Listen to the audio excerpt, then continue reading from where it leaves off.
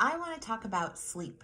Something I notice is that people who don't sleep well tend to get really stressed out about it, which in turn isn't very helpful because that leads to an inability to sleep, especially if you're tossing and turning and ruminating and thinking, oh my gosh, I can't sleep. Oh my gosh, I need to sleep. And then you're trying to sleep, and actually efforts towards sleep lead to less sleep, and it's a cycle. So we all know that restorative sleep is imperative for good health. And it's important for us to know that so we can improve upon our sleep. But I think what it does for some people is you start thinking, oh my gosh, there's so many harmful effects to not sleeping well, and then it stresses you out more. So instead of that, I'd like to suggest the idea of thinking about sleep like we would for any other health behaviors. So if you take nutrition or exercise, most of us understand that when we change those aspects of our life to be healthier, it's a process and it takes time. We would not expect to go from being fairly sedentary to being a bodybuilder in a week.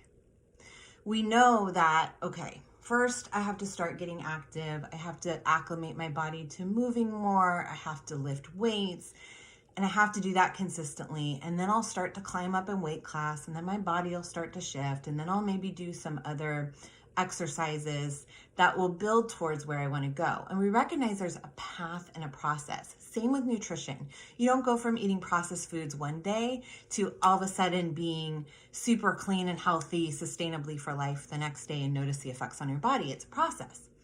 So let's think of sleep in the same exact way. We're looking for progress, not change. As you start to improve your sleep and implement behaviors to help support restorative, restful sleep, notice, am I getting better sleep than I was 3 weeks, a month ago?